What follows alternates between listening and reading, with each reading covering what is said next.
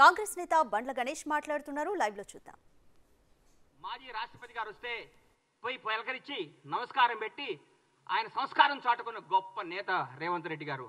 రేవంత్ రెడ్డి గారు యువకుడు, ఉత్సాహవంతుడు, ప్రజల కోసమే, ప్రజా శ్రేయస్సు కోసమే, ప్రజల బాగోగుల కోసమే, తెలంగాణ ప్రజల కోసం పోరాడుతున్న వ్యక్తి ముఖ్యమంత్రి గారు. ఆయనను పట్టుకొని ఆయన పిసిసి అధ్యక్షుడిగా ఉన్నప్పుడు ఏం చేశారు, పిసిసి అది లేనప్పుడు ఏం చేశారు? విమర్శిస్తారు సార్, విమర్శిస్తారు.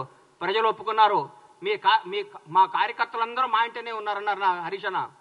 10 సంవత్సరాల ప్రతిపక్షంలో ఉన్నా కానీ కాంగ్రెస్ కార్యకర్తలందరూ కాంగ్రెస్లో ఉంటారు. ఈరోజు ఏ పార్టీ కార్యకర్తలు అధికారం ఉన్నా లేకపోయినా ఒక కార్యకర్తలు అంటూ ఉంటారు. బీజేపీ కార్యకర్తలు బీజేపీతో ఉంటారు, సిపిఎం వాళ్ళు సిపిఎంతో ఉంటారు, సిపిఐ వాళ్ళు సిపిఐతో ఉంటారు. ఏ పార్టీ కార్యకర్తలు ఆ పార్టీతో ఉంటారు. కార్యకర్తలు ఎక్కడికి పోరు. కానీ జనం మాత్రం ఈరోజు కాంగ్రెస్ పార్టీ వెనకాల ఉన్నారు.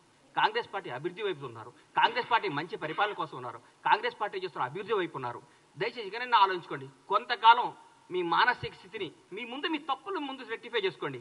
అప్పుడే 30 రోజులు అవ్వగానే ఇవాళ చెప్తున్నా, రాష్ట్రానికి రెండో ముఖ్యమంత్రి రేవంత్ రెడ్డి గారు రాబోయే ఎన్ని తరాలు ఉంటారో, ఎన్ని రోజులు ఆయన పేరు గుర్తుంటుందో మీరు గుర్తుపెట్టుకోండి. నేను చెప్తున్నా, కాంగ్రెస్ ప్రభుత్వం ఈరోజు అందరికీ అందుబాటులో ఉంది. డైరెక్ట్ సెక్రటరీకి వెళ్ళిపోతున్నారు సార్. ఎవరబడ్డా ఏ సమస్య ఉన్నా సెక్రటరీకి పోతున్నారు.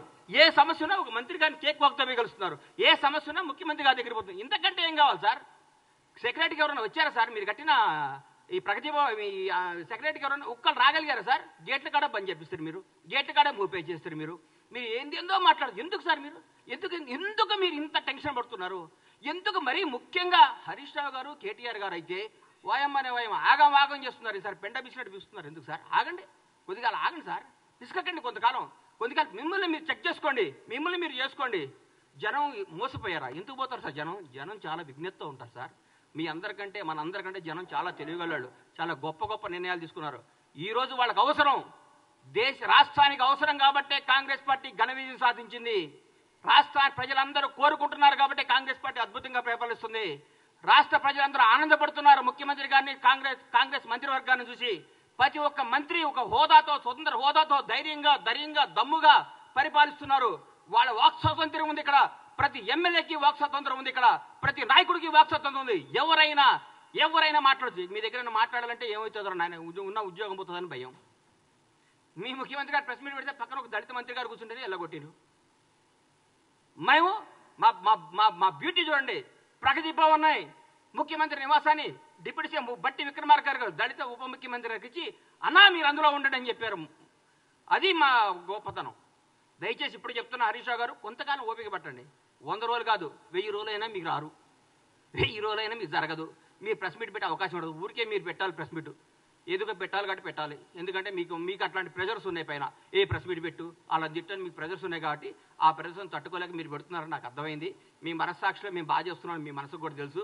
మీరందరూ మా ముఖ్యమంత్రి గారిని, మా ప్రభుత్వాన్ని మెచ్చుకొని మమ్మల్ని ప్రోత్సహించి ప్రజలకు మంచి చేద్దాం, ప్రజలకు అద్భుతాలు చేద్దాం, ప్రజలకు ఫలాలు అందిద్దాం. కానీ మా 6 గ్యారెంటీలు అమలవుతాయి. మా 6 గ్యారెంటీలు అందరికీ వస్తాయి. 100 రోజుల తర్వాత ముఖ్యమంత్రి గారు, మా కాంగ్రెస్ ప్రభుత్వం చెప్పినట్టు, మా రాహుల్ గాంధీ గారు చెప్పినట్టు, మా ప్రభుత్వం చెప్పిన అన్ని కార్యక్రమాలు అమలు చేస్తాం. మీలాగా అబద్ధాలు చెప్పం, మోసాలు చేయం, తప్పులు చేయం, బంధుప్రీతి లేదు, రాగద్వేషాలు లేవు, నిజాయితీ పాలన ఉంది. మీరందరూ కొద్దిగా ఓపిక పట్టాలని మనస్ఫూర్తిగా కోరుకుంటూ సెలవు తీసుకుంటున్నాను. Thank you.